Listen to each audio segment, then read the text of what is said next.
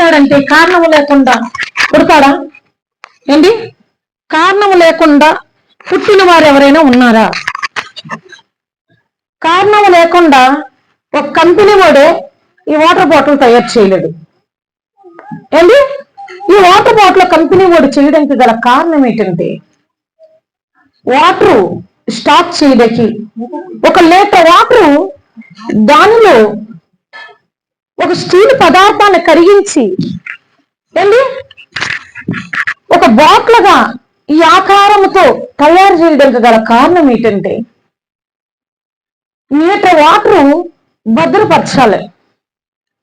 అంటే మనం తాగటానికి నీళ్ళు భద్రపరిచి వాటర్ బాటిల్ అంటారు. దీన్ని తయారు చేసి యజమానుడు ఉన్నాడా లేదా? ఉన్నాడు. ఉందని తయారు చేసిన ఉండే యజమానుడు దీన్ని తయారు చేయడానికి కారణం ఉందా లేదా? ఉంది. రైట్.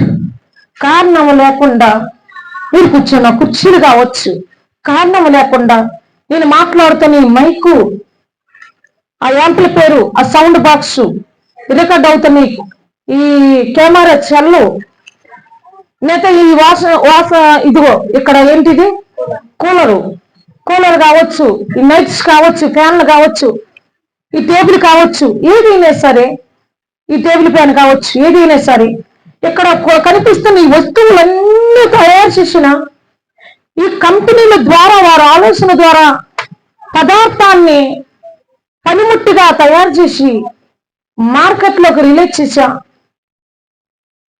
సేల్ చేసి మనకు అందిస్తున్న కంపెనీ వాడికి ఈ వస్తువు ద్వారా కారణం ఉంది. ప్రజలకు ఉపయోగపడాల అని తన ఆలోచన ద్వారా పనిముట్టు ద్వారా తయారు చేశాడు. తయారు చేసిన ఈ తయారు ఆ పనిముట్టు ఉపయోగపడుతుంది. ఏదనుకోని తయారు చేశాడు అది ఉపయోగపడుతుంది. ఆ పనిముట్టు ఎలా ఉపయోగపడుతుందంటే, ఏదనుకోని ఆలోచించాడో ఆ ఆలోచన ద్వారా అది పనిచేస్తుంది అంటే కారణం కనిపిస్తుంది. మరి ఒక ప్రకృతిలో ఒక మెటీరియల్ని తయారు చేసిన ఒక యజమానుడికి ఆ వస్తువు ద్వారా కారణం ఉంది, పని చేస్తుందని ఇది నిజమనుకుంటే, మరి 6 అడుగుల ఆకారముతో మనిషిగా భూమి మీద కొనసాగిస్తున్న ప్రతి మనిషి కారణ జన్మరాలుగా పుట్టుక ద్వారా భూమి మీదకి వచ్చిన నీకు కారణం ఉందా లేదా? ఏంటి? కారణం లేదా? ఈ వస్తువు మనం ఒకటేనా? ఏంటి? ఈ వస్తువు మనము సమానమేనా? ఏంటి? ఈ వస్తువే కంపెనీ వాడికి అంత ఘనత తీసుకొస్తే ఏంటి? పరలోకముందున్న కన్న తండ్రి అయిన దేవుడి నుండి భూమి మీదకు పుట్టు ద్వారా ఉదయించిన ప్రతి మనిషి ఏంటి? పనిముట్టుల కన్నా, ప్రకృతిలో పక్షుల కన్నా శ్రేష్టమైన మనకే కదా అన్నాడు యేసుక్రీస్తు వారు. ఏంటి? మరి శ్రేష్టముగా ఎందుకు శ్రేష్టమన్నాడు అంటే, దేవుడు ప్రతి దానిని, ఈ ప్రకృతిలో కోటాను కోట్ల జీవరాశులు ఉన్నాయండి, కోటాను కోట్ల పువ్వులు ఉన్నాయండి, కోటాను కోట్ల రంగులు ఆహార పదార్థాలు కావచ్చు, కాయగూరలు కావచ్చు, వాడుకున్న వస్తువులు కావచ్చు, ధరించుకున్న దుస్తులు కావచ్చు, ఎన్నో రంగులతో రకరకాల సువాసన పేరుతో పువ్వులు కావచ్చు, ఎన్నో రంగుల పేరుతో జీవరాశులు, సముద్రములో జలచరాలు, ఈ ప్రకృతిలో ఉన్నదంతా సృష్టింపబడిన ప్రతిదీ దేవుడి పోలుకు దేవుడి స్వరూపమా? సృష్టింపబడినది ఇంత అందంగా చేశాడు. చలించే ప్రతి జీవరాశిని కావచ్చు, ప్రతిదీ దేవుడు చేసింది దేవుడి పోలిక. ఆలోచించాలండి. దేవుడి పోలిక లేకపోతే స్వప్న బాలరాజు దంపతులకి పుట్టుక ద్వారా సంవత్సరం కిందట భూమి మీదకు ప్రవేశపెట్టాడే ఆ కుమారుడు నెబునేజరు ఆ దంపతుల ద్వారా భూమి మీదకి వచ్చాడు. ఆయన గొప్పవాడు అంటారా? ప్రకృతి ఈ సృష్టిలో ఉన్న జీవరాశులు గొప్పవా ఆయన పోలిక? లేకపోతే ఏంటి స్వప్న బాలరాజు దంపతులకి నెబునేజర్ పుట్టుక ద్వారా భూమి మీదకి వచ్చాడు, నెబునేజర్ గొప్పవాడు అంటారా? నెబునేజరు గొప్పవాడు. సమాధానం రావట్లేదా? తెలీదా? తెలీదా? మానవ జీవితం విలువైనది కాదా? ఇది ఎప్పుడు మీరు వెళ్ళలేదా మందిరాల్లో? ఇది ఎప్పుడు మీరు ఈ జ్ఞానం మీ చేతిలో పట్టుకున్న బైబిల్లో లేదా? నేను ఏమైనా కొత్తగా చెప్తున్నానా? దేవుడు ఎప్పుడూ చెప్పాడా? ఎప్పుడూ చెప్పాడు. ఈ నెబుకద్నెజరు ఆయన పోలికతో, ఆయన స్వరూపముతో ఆ దంపతుల ద్వారా, స్వప్న బాలరాజు దంపతుల ద్వారా భూమి మీదకి పుట్టుక ద్వారా వచ్చాడు. ఎప్పుడు వచ్చాడు? సంవత్సరం కిందకి వచ్చి, సంవత్సరం కిందట తర్వాత బాలరాజు ద్వారా స్వప్నాలోకి ప్రవేశపెట్టాడు. ప్రవేశము ద్వారా నిర్మాణం అయ్యి, పరదీకరణ అయ్యి, 9 నెలల తర్వాత స్వప్న గర్భము ద్వారా బయటికి ప్రవేశపెట్టాడు. ప్రవేశపెట్టిన తర్వాత సంవత్సరం అయింది నెబుకద్నెజరు భూమి మీదకి రావడం. ఎవరో పోలికతో వచ్చాడు? సాక్షాత్తు కన్న తండ్రి అయిన దేవుడి పోలికండి. దేవుడి పోలిక కాదండి. సేమ్ స్వప్నాలాగే ఉన్నాడండి, సేమ్ బాలరాజులాగే ఉన్నాడండి నెబుకద్నెజరు. దేవుడి పోలిక అంటారా? లేదండి. మన ఇష్టాన్ని ఎరిగిన దేవుడు ఆయన పోలిక, ఆయన స్వరూపం అంటే మరి వీళ్ళిద్దరు ఆయన పోలిక, ఆయన స్వరూపం కాదా? స్వప్న తన తల్లిదండ్రుల ద్వారా ఆయన పోలిక, ఆయన స్వరూపం ద్వారా స్వప్నాన్ని కలలేదా దేవుడు? అంటే వారి తల్లిదండ్రులు ఆ తల్లి పూర్వీకుడు, ఆది దంపతుల ప్రారంభం. దేవుడి పోలిక దేవుడి స్వరూపమే కదరా. దేవుడి పోలిక దేవుడి స్వరూపమే. ఆయా తరాల నిన్ను దాటుకుంటూ, తరతరాలు దాటుకుంటూ భూమి మీదకి వచ్చిన ఈ దంపతుల ద్వారా నెబుకద్నెజరు భూమి మీదకి వచ్చాడు. దేవుడి పోలిక. మరి ఆయన వచ్చిన ఈ నెబుకద్నెజరు ద్వారా ఈ దంపతులు ఈ పుట్టినరోజు చేసుకున్న ఈ పుట్టినరోజు సందర్భంలో సంతోషపడుతున్నారంటే ఇది ఒక్కరోజు చేసుకుంటే సంతోషమా? లేకపోతే బాల్య దశ నుండి ఎదుగుతూ పెరుగుతూ 1 సంవత్సరం వచ్చింది, 2 సంవత్సరాలు, 3 సంవత్సరాలు, 5 ఏళ్ళు వచ్చినాయి, పాఠశాల కల్లాల పెద్ద అవుతున్నాడు. పెద్ద అయ్యేకొళ్ళు ప్రతిరోజు 1 సంవత్సరం, 2 సంవత్సరాలు, 5 సంవత్సరాలు పుట్టినరోజు చేశారు. 6వ సంవత్సరం అంటే ఊహ వచ్చేసింది. నెబుకద్నెజరుకు ఊహ వచ్చింది. ఊహ వచ్చిన తర్వాత తల్లి తండ్రి ఇష్ట ప్రకారము వాళ్ళు ఏదైతే మంచి చెప్పాలో, ఏదైతే మంచి ఒక తల్లిగా తలపోస్తుందో, ఒక తండ్రిగా ఏదైతే మంచి తలపోస్తున్నాడు, కన్న తండ్రిగా తన మాటలు తీసుకొని, కన్న తల్లిగా తన మాటలు తీసుకొని తలపోసుకొని వారిద్దరు చెప్పి చేతల్లో సంతోషి పెట్టే 6 మాటలు వినటమా సంతోషము నెబుకద్నెజరు పుట్టినంతకి ఈ దంపతులకి? లేకపోతే కేవలం ఈ పుట్టినరోజు సందర్భంలోనే సంతోషం వస్తుంది వాళ్ళిద్దరికి? చెప్పాలి.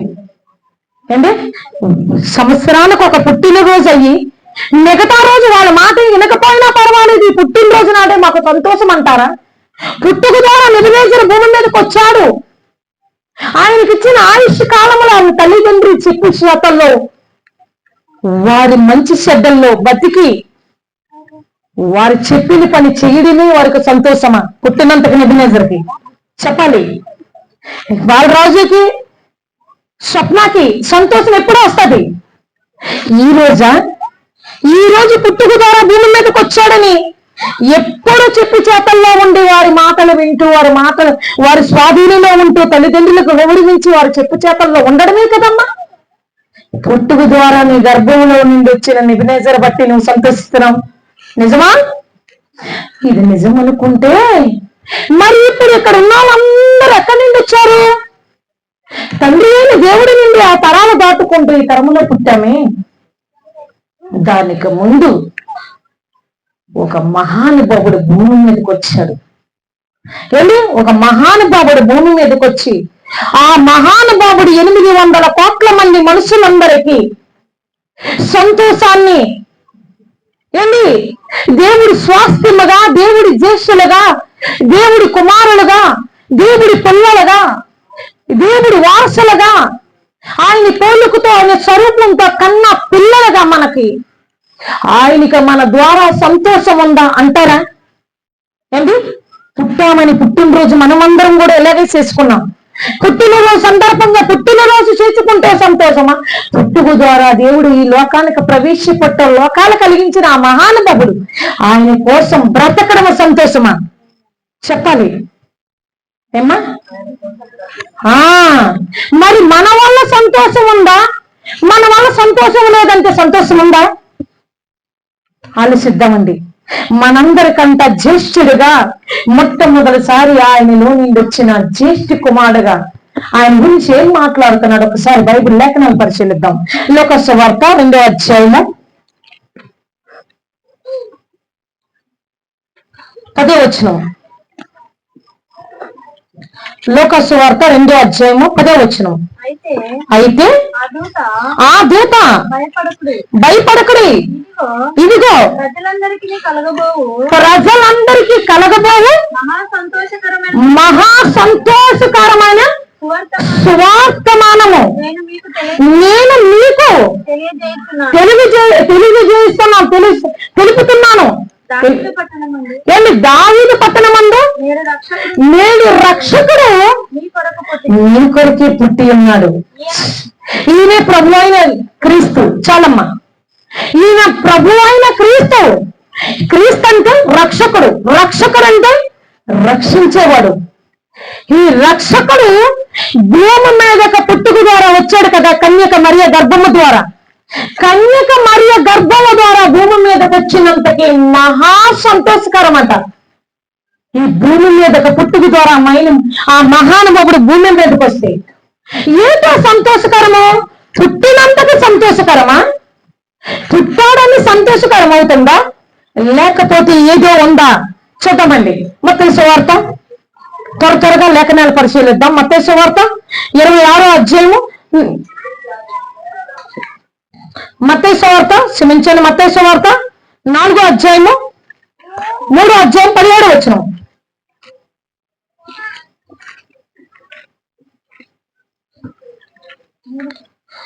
మత్తయి సువార్త 3వ అధ్యాయము 17వ వచనం.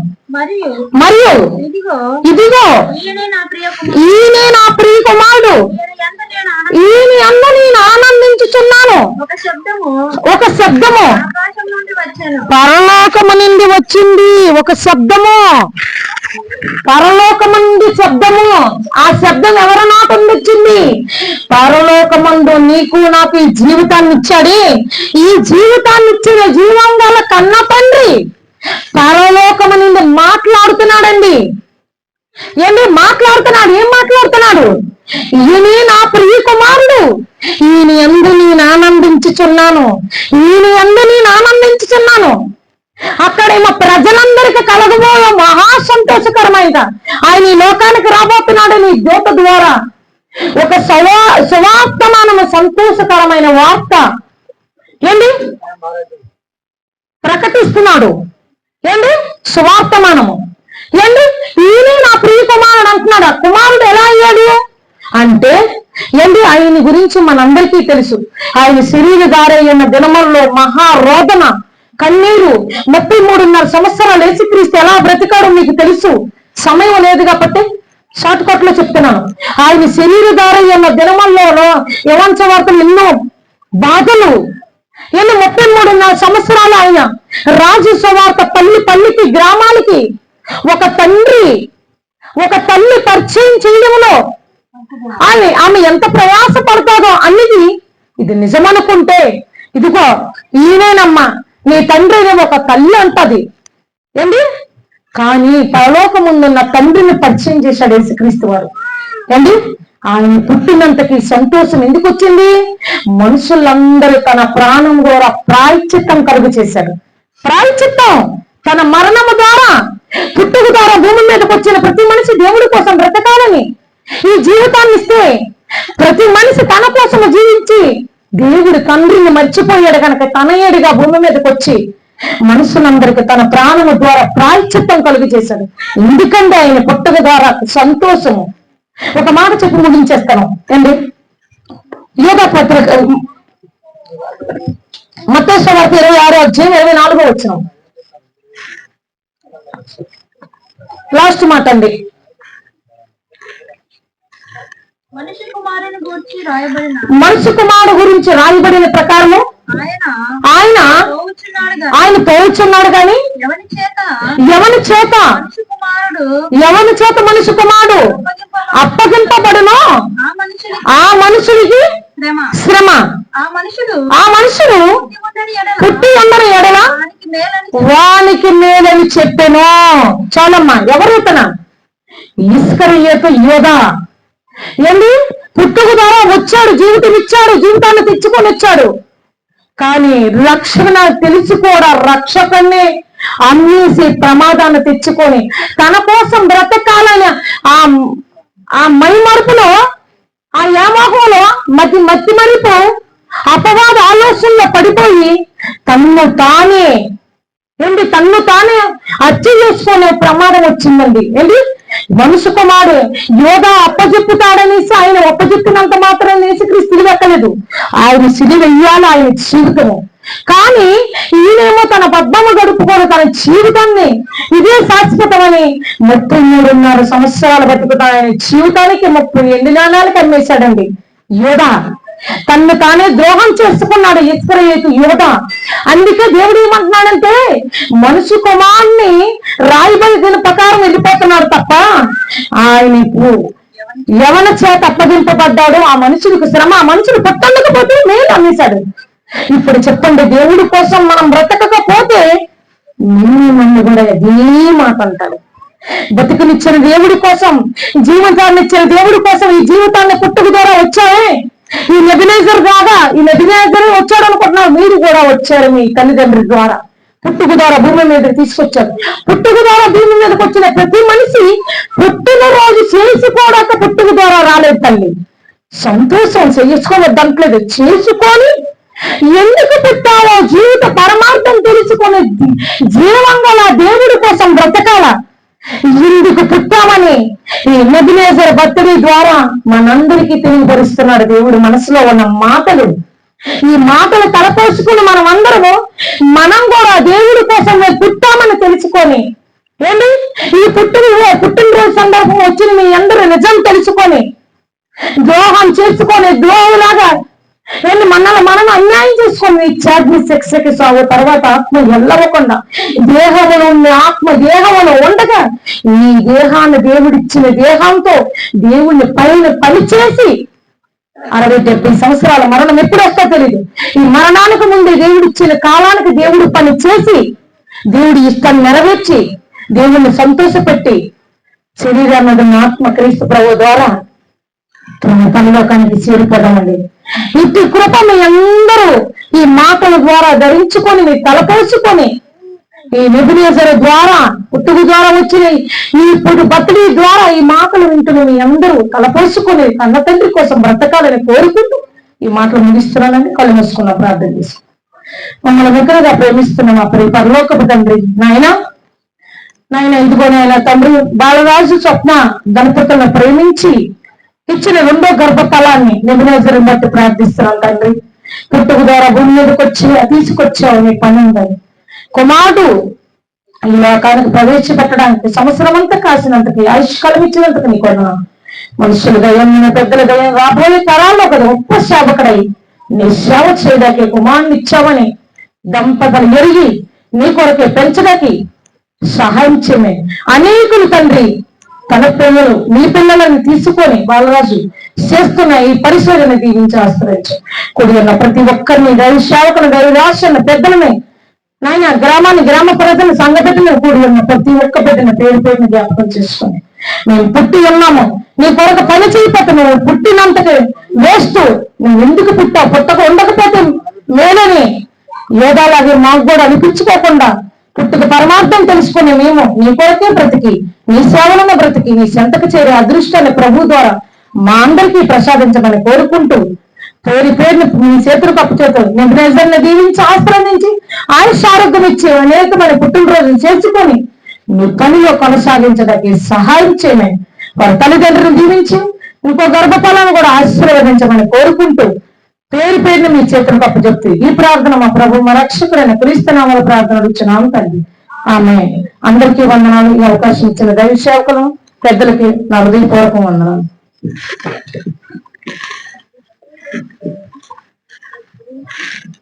ఇంతవరకు దేవుని యొక్క మాటల ద్వారా మరి మాట్లాడినటువంటి సిస్టర్ శాంతి కుమార్ అన్నట్టు శాంతి వారికి ఒక సమయం మందు మనందరి తరఫున ప్రత్యేకమైనటువంటి వందనాలు తెలియజేస్తూ ఉంటున్నాను. సమయం మందు ఎబినేజరు యొక్క పుట్టినరోజు. ఎబినేజరు అంటే అర్థమే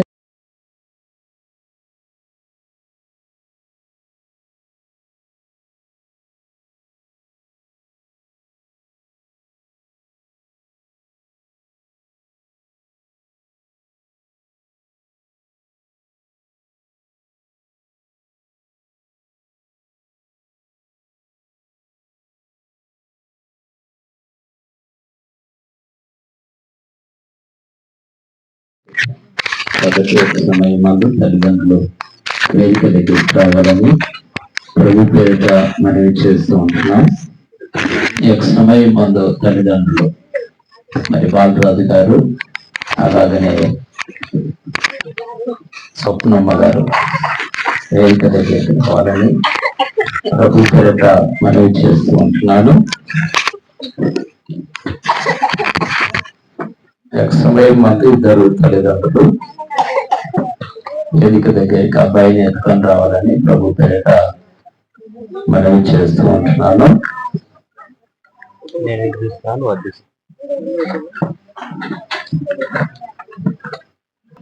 బలరాజు గారి ఎక్కడ ఒరిస్సా ప్రాంతం నుంచి చాలా సంవత్సరాలు గుడిలో ఉన్నాడు. చుట్టుపక్కల ఉన్న వారందరికీ చాలా పరిచయం అయ్యాడు. మరి సమయం మందు బాలరాజుకు ఇంకా దేవుడు తోడుగా ఉండాలని ఒక 2 మాటలు ఈ లక్షణాల కల. చెట్టుకు మంచు తోడు ఉంటుందా లేదా? తలకు నూనె అవసరమా లేదా? నడుముకు నడికట్టు బలంగా ఉండాలంటే అవసరమా లేదా? మన దేవుని తోడు ఉండాలన్నా లేదా? చెట్టుకు మంచు అవసరం.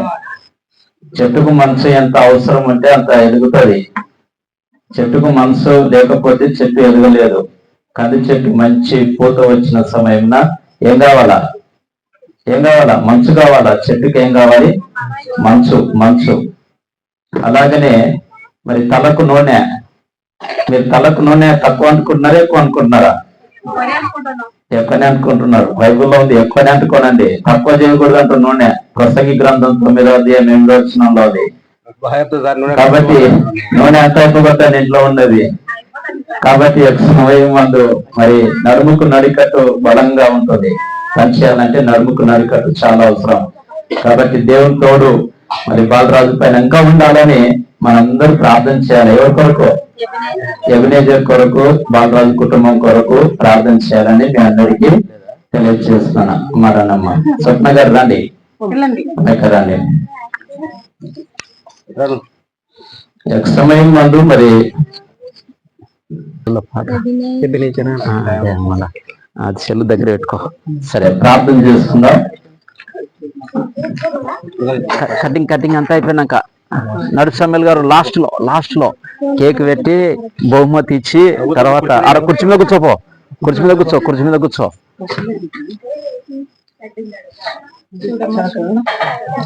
అమ్మ బాలరాజు చెల్లి అంటే ఎక్కడ ఉందో ఒకసారి చూడండి. రండి, మీరు దగ్గరికి రండి. మీరు ఆ ప్రార్థన చేద్దాం. కళ్ళంచుకుంటే ప్రార్థన. సమయం మందు అందరూ కళ్ళంచుకుంటే ప్రార్థన. పరిశుద్ధుడా, మహోన్నతుడా, ఆలోచనకర్త, నిత్యుడగు తండ్రి, బలవంతుడైన దేవ, నీకు అనేకమైన వందనాలు, స్తుతులు, స్తోత్రములు తెలియచేస్తున్నాం. ఇంతవరకు ప్రభువా ఈ యొక్క బర్త్డే కార్యక్రమంలో మీరే మాకు తోడుగా ఉన్నారు, మమ్మల్ని కాపాడారు, మంచి స్వరం ఇచ్చారు, పాటల ద్వారా స్తుతించున్నాం. అలాగనే ప్రభువా సమయం మందు శాంతి గారు, సిస్టర్ శాంతి గారు కూడా మంచి ఆత్మీయమైనటువంటి మాటలు మాకు తెలియచేశారు.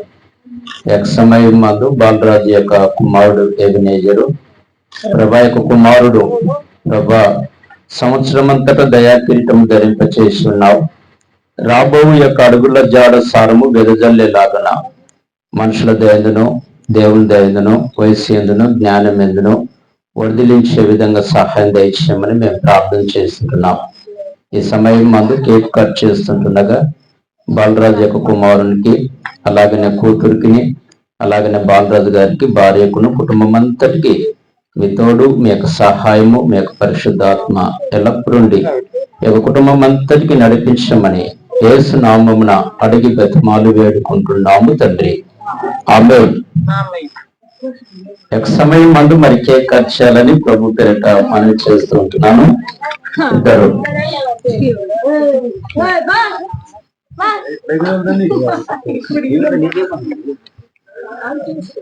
అమ్మ దానిలో పాట ఉందంట, నీ సెలవులోనైనా పాట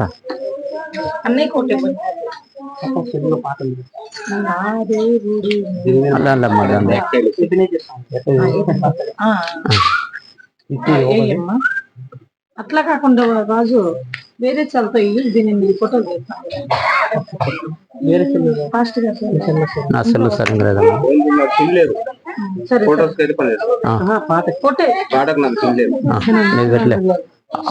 ఆ ఫోటో దాంతో ఫోటో దింపమ్మా.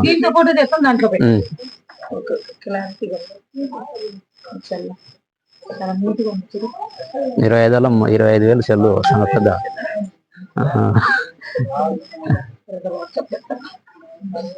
నేను పెడతా, స్టార్ట్ చేస్తాను, మీరు అదంటే ఏంటి తర్వాత నేను పెడతా. సౌండ్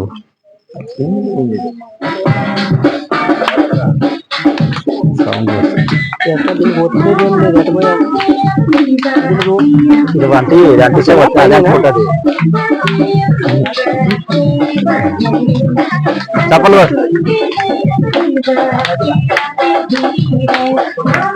చప్పట్లు పెట్టాలి.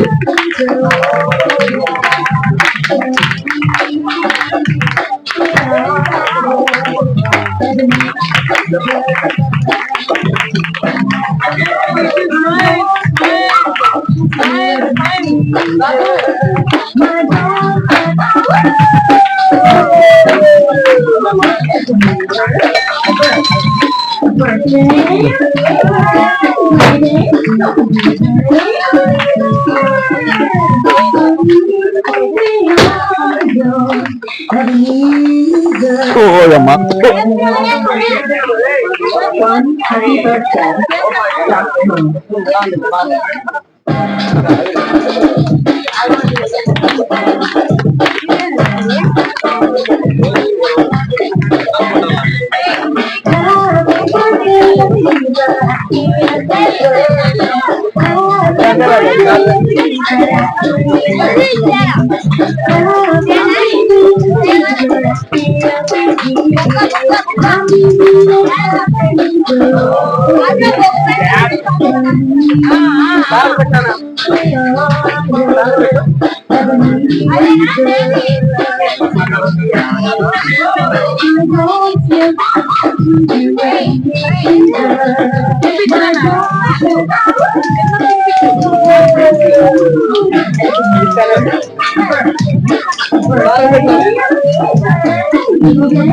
నేను పెడతాను.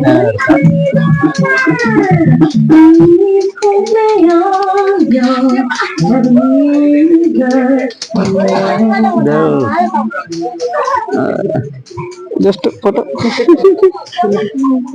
ఎర్ర కనబడతారు కదా.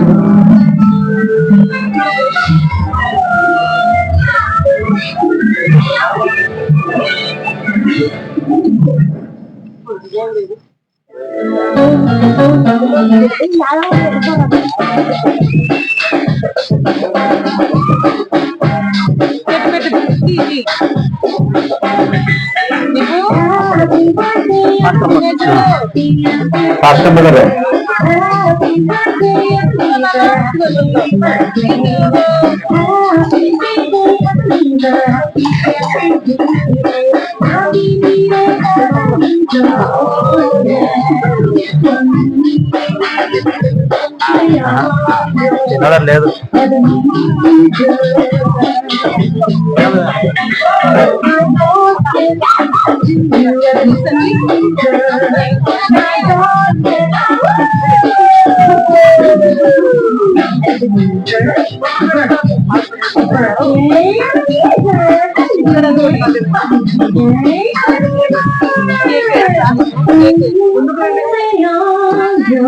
చేసాను చూడండి చూడండి చూడండి పెట్టండి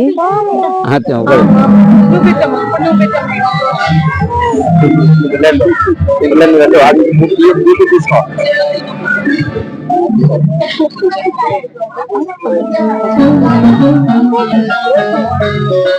మా సెల్లో ఫోటో ఫోటో